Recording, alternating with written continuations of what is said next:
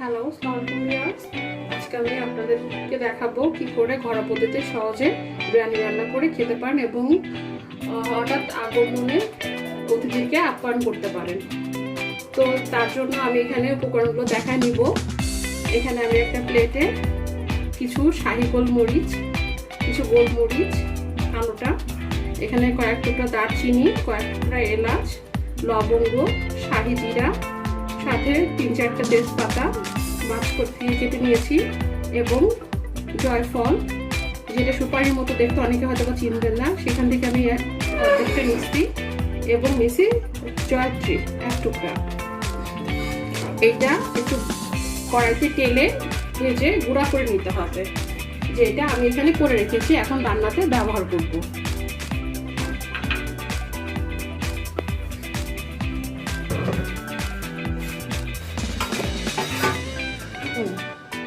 আর তার জন্য আমি এখানে নিয়েছি রসুন বাটা, পেঁয়াজ বাটা, আদা বাটা, জিরা বাটা এবং বেরেস্তার জন্য এখানে আমি 2 থেকে 3-2.5 কাপ মতো পেঁয়াজ এবং আস্ত দানা করা, দেখতে পাচ্ছেন আস্ত দানা কাটা কয়েকটা শুকনা মরিচ মুখের থেকে চিড়ে নেওয়া, এবং তার জন্য লাগবে এটা কেওড়ার জল। অনেকে চিনেন না, দোকানে গিয়ে কেওড়ার জল বললে এই সাইজের বা ছোট সাইজের কেওড়ার জল দিয়ে দিবে এবং পরিমাণ মতো 2 চামচ খাঁটি গাওয়া ঘি। আমি এখানে মার্স তেলের গাওয়া ঘিটা ব্যবহার করব।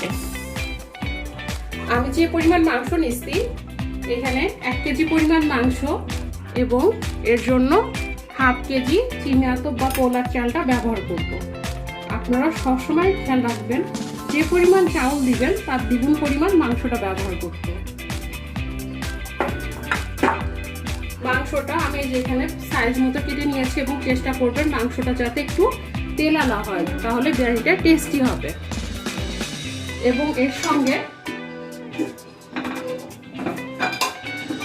আমি 3 টুকরা আলু 4 ভাগ করে এভাবে কেটে নিয়েছি। অনেকে চাইলে আলুটা বাদ দিতে পারেন, এটা অপশনাল। আমার বাসায় অনেকেই খেতে পছন্দ করে বিধায় আমি এটা ব্যবহার করি। এখন রান্নাতে একে একে আমি মশলার উপকরণগুলো দিয়ে মাংসটা কিছুক্ষণের জন্য ফ্রিজে ম্যারিনেট রাখবো, কমপক্ষে আধা ঘন্টা। যতক্ষণ পারেন ততটা ভালো হবে, মাংসটা টেস্টি হবে এবং সফট হবে খেতে। 1 চা চামচ আদা বাটা, 1 চা চামচ রসুন বাটা, 1 চা চামচ রসুন বাটা, জিরা বাটা, এটা হলো পেঁয়াজ বাটা,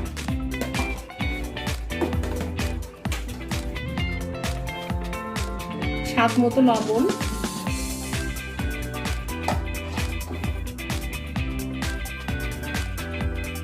এবং খাবার তেল পরিমাণ মতো। সেই সাথে আমার আগে থেকে গুঁড়ো করা সেই বিরিয়ানি মশলাটা আমি এখানে ইউজ করব 1 চা চামচ, এবং বাকি 1 চা চামচ আমি পরে যখন কষাবো তখন এটা ইউজ করব।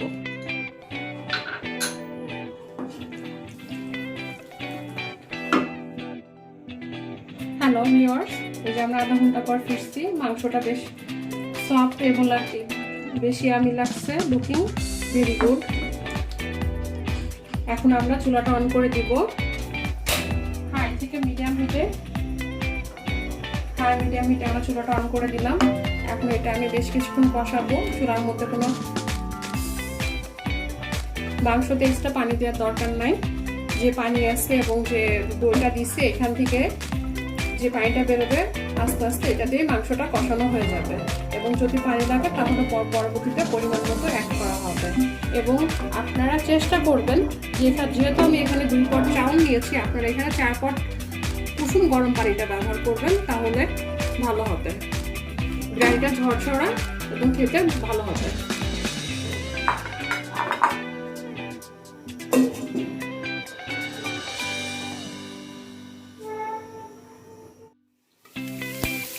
বুঝতে পারছেন, মাঝে একবার আলুগুলো নেড়ে দিয়েছিলাম, বেশ একটা বাদামি কালার আসছে। তখন পর্যায়ে আমরা একটু এলোমেলোভাবে নেড়ে নিব।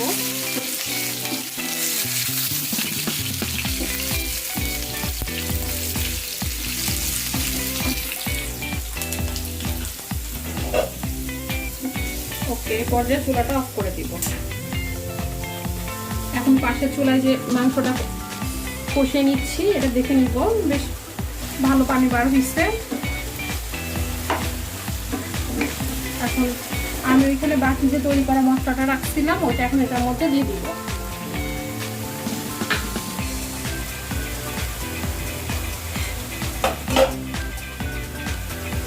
সেই সঙ্গে ফেলে দিচ্ছি কয়েক টুকরা তেজপাতা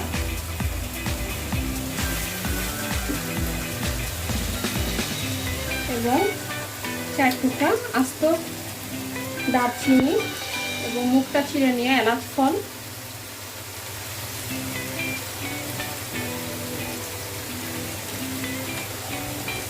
এবং কয়েক টুকরা আস্ত সাজিরে।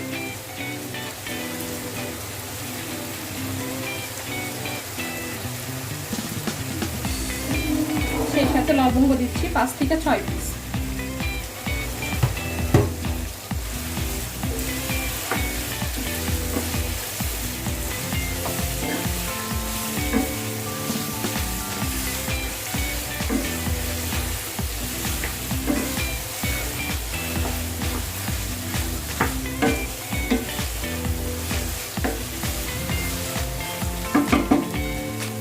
আবার আমি এটা ঢেকে দিব যতক্ষণ না পর্যন্ত মাংসটা সিদ্ধ হচ্ছে। আমি এভাবে বারবার ঢেকে নাড়া দিয়ে আবার এভাবে ঢেকে দিব। যদি প্রয়োজন হয় তাহলে আমি এর মধ্যে একটু কুসুম গরম পানি অ্যাড করে দিব। দেখতে পাচ্ছেন আমার মাংসটা হয়ে গেছে, তেল মশলাটার নিচে বেশ চলে গেছে, পানিটাও শুকিয়ে গেছে। আমি এই পর্যায়ে এখানে 4 পট পরিমাণ পানিটা অ্যাড করে দিচ্ছি। আমি পানিটার মধ্যে একবারে চালটা দিয়ে দিব।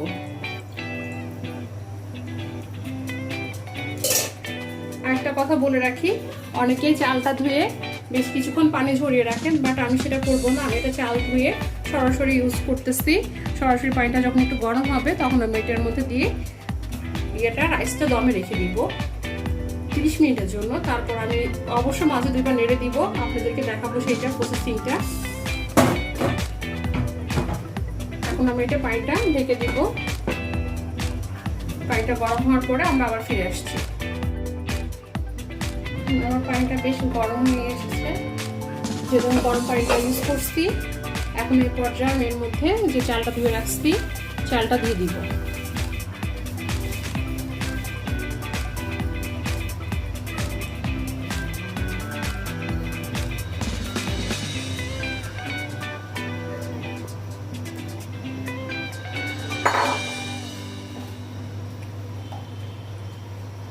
এক চা চামচ পরিমাণ ঘি অ্যাড করে দিলাম।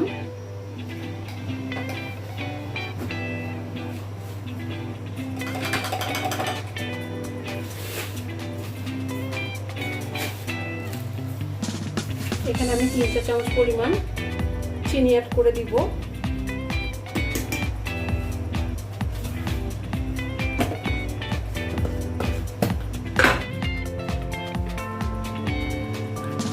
লবণ দিব আরো 1 চা চামচ, যেহেতু আমি ওখানে গোশের পরিমাণ লবণটা দিয়েছি।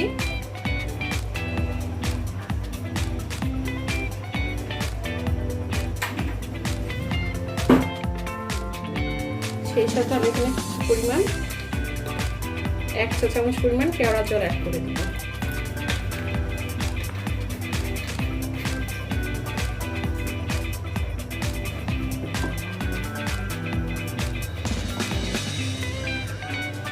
এখন আমার চুলার হিটটা আছে মিডিয়াম হাই হিটে। কিছুক্ষণ পরে আমি এটা যখন দেখবো যে ভাতের চালটা ফুটতে শুরু করেছে, এটা আমি লো হিটে করে দিব। দিয়ে এটা আমি দমে বসিয়ে দিব 30 মিনিটের জন্য।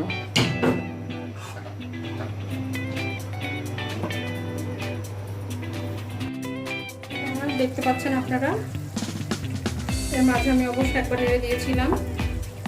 আমার রাইসটা প্রায় হয়ে গেছে, পানিটা অনেকটা বেশ মাখো মাখো হয়ে আসছে।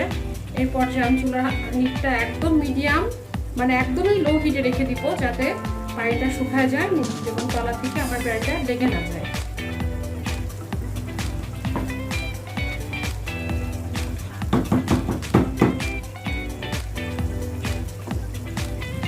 আমি এখন এটা সমানভাবে দমের জন্য কিছুক্ষণ রেখে দিব।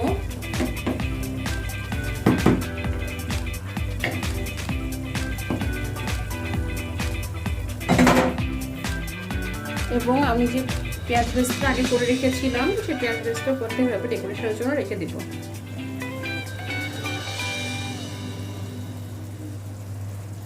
হ্যাঁ, আমি এখানে দেখাচ্ছি যেভাবে পেঁয়াজ বেরেস্তা করেছি। আপনারা পারলে আই বাটনে প্রেস করে দেখে আসতে পারেন এবং কিভাবে বেরেস্তাটা করে ঘরে সংরক্ষণ করেন সেটা ওখানে দেখে জানতে পারবেন। আমরা যা 30 মিনিট পর ফিরে এসেছি, দেখতে পাচ্ছেন আমাদের বাড়িটা রান্না কমপ্লিট। যখন পানিটা গামাখা হয়েছিল তখন আমি একদম লো হিটে রেখে দিয়েছিলাম এবং তার কিছুক্ষণ পরে পানিটা যখন শুকানোর অবস্থায় তখন আমি চুলাটা অফ করে দিয়েছিলাম, দিয়ে এটা 30 মিনিট মিনিমাম ভাপে রেখে দিয়েছিলাম।